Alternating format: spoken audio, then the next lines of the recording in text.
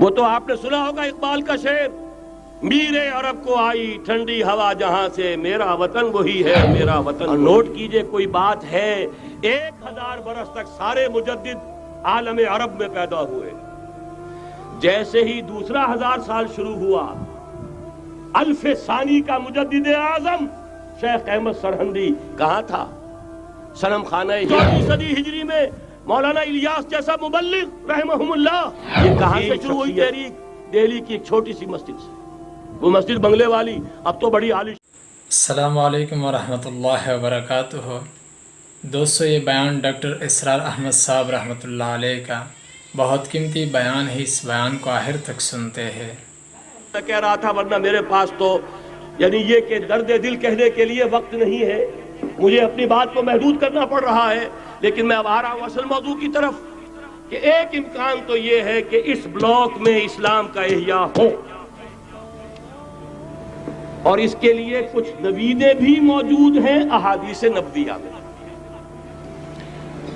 وہ تو آپ نے سنا ہوگا اقبال کا شعر، میرے عرب کو آئی ٹھنڈی ہوا جہاں سے، میرا وطن وہی ہے میرا وطن وہی ہے۔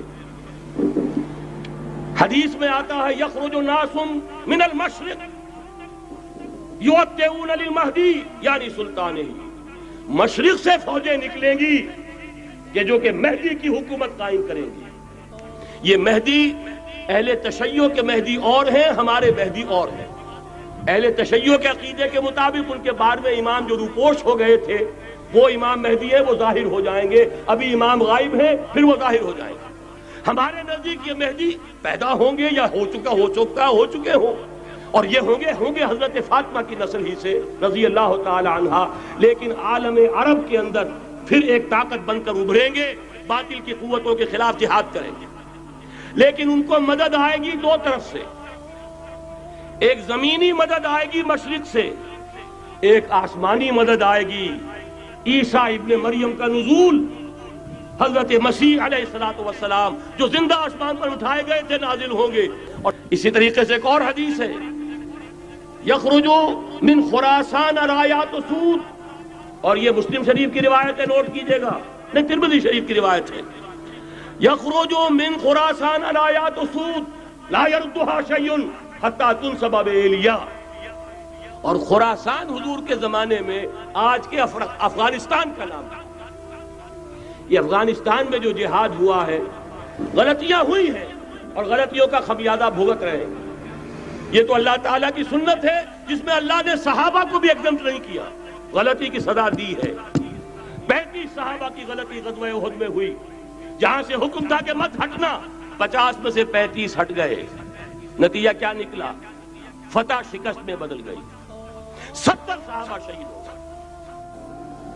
تو اگر صحابہ کرام رضوان اللہ تعالی علیہ مجمعین خیر الناس بعد الانبیاء، پوری نوع انسانی کے اندر انبیاء کے بعد بلند ترین انسان، اگر ان کی بھی غلطی کا خمیازہ جو ہے اللہ نے چکھایا، کیوں چکھایا؟ ضروری تھا، آئندہ کے لیے سبق ہو جائے۔ یہ وَلِيُمَحِّصَ مَا فِي قُلُوبِكُمْ، تاکہ تمہارے دلوں کے اندر اگر کہیں کوئی کھوٹ ہے اور پاک کر دیں ہم۔ اس لیے بہرحال غلطیاں ہوئی ہیں افغانستان میں، ایک امام کے ساتھ بیعت نہیں تھی، بلکہ بدقسمتی اور پڑھ کر یہ ہے بیعت کر کے توڑ دی۔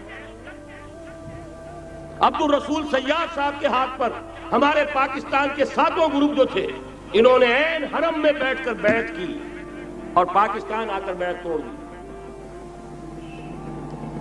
سزا اس کی مل رہی۔ آپس کی خانہ جنگی یوں ہی نہیں ہو رہی، کوئی سبب ہے، لہذا یہ سزا تو ملے گی، لیکن جتنا خون یہاں پر خلوص کے ساتھ دیا گیا ہے اس کی مقدار بھی کم نہیں ہے، یہاں سے خیر برآمد ہوگا۔ اور دوسری بات اپنے بارے میں نوٹ کر لیجئے، یہ پاکستان، بچا کھچا Pakistan, what remains of Pakistan, یہ اصل میں ہے کیا؟ مولانا بہت خوبصورت انداز میں فرما رہے تھے، یہ 313 نہیں تھے، اسلام تھا۔ اسی طرح نوٹ کیجئے، پاکستان نہیں ہے، 4 صدیوں کی تجدیدی مساعی کا حاصل۔ آپ نے کبھی نوٹ کیا ختم نبوت کے بعد اب سب سے اونچا منصب کس کا ہے؟ مجددین۔ سنن ابی داؤد کی روایت، ان اللہ یبعث فی ہذہ الامہ علی راس کل مئۃ عام من یجدد لها دینہا۔ اور نوٹ کیجئے، کوئی بات ہے 1000 برس تک سارے مجدد عالم عرب میں پیدا ہوئے، جیسے ہی دوسرا 1000 سال شروع ہوا، الف ثانی کا مجدد اعظم شیخ احمد سرہندی کہاں تھا؟ صنم خانہ ہند میں حاضر ہوا۔ میں شیخ مجدد کی لحد پر، وہ خاک کے ہے زیر فلک مطلع انوار، گردن نہ جھکی جس کی جہانگیر کے آگے، جس کے نفس قلب سے ہے گرمی آرا۔ وہ پھر 12ویں صدی کا مجدد اعظم امام الہند شاہ ولی اللہ دہلوی، 13ویں صدی کا مجدد اعظم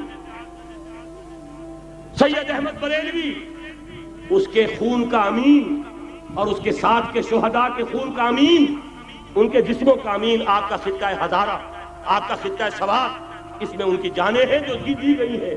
اور وہ نہایت میں آپ سے عرض کر دوں، دور صحابہ کے بعد اتنا خالص اسلامی جہاد پوری مسلمان تاریخ میں نہیں ملے گا جتنا وہ تحریک شہیدین کا۔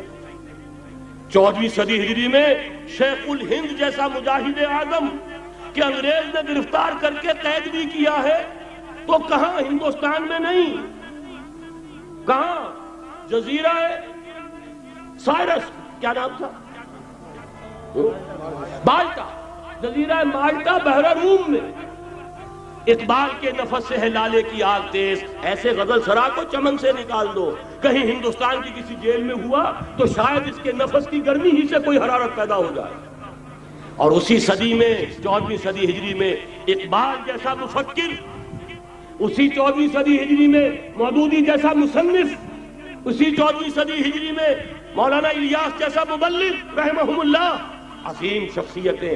آج پورے عالم اسلام میں آپ کو تبلیغی دوست ملیں گے۔ یہ کہاں سے شروع ہوئی تحریک؟ دہلی کی ایک چھوٹی سی مسجد سے، وہ مسجد بنگلے والی، اب تو بڑی عالیشان ہو گئی ہے، جب وہاں شروع ہوا تھا کام بڑی چھوٹی سی۔ یہ سارے کام یہاں کیوں ہوئے؟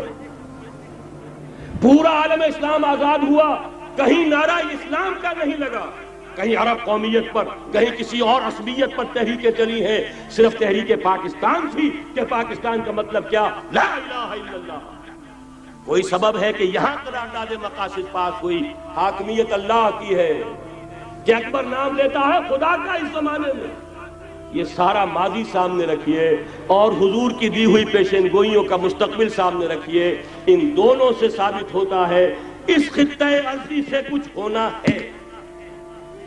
اگرچہ بھٹکے ہوئے ہیں لیکن کبھی بھولی ہوئی منزل بھی یاد آتی ہے راہی کو، اور بھٹکے ہوئے آہو کو پھر سوئے حرم لے چل، اس کی ضرورت ہے مسلمان کو، پھر اس کا مقصد یاد دلایا جائے۔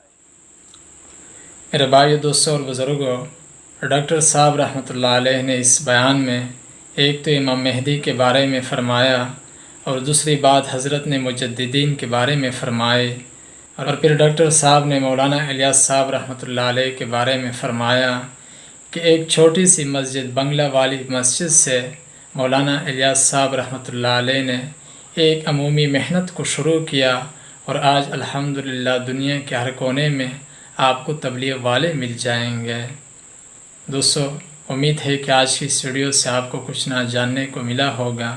ملتے ہیں ایک نئے بیان کے ساتھ، تب تک کے لیے اجازت دیجیے۔ اللہ حافظ۔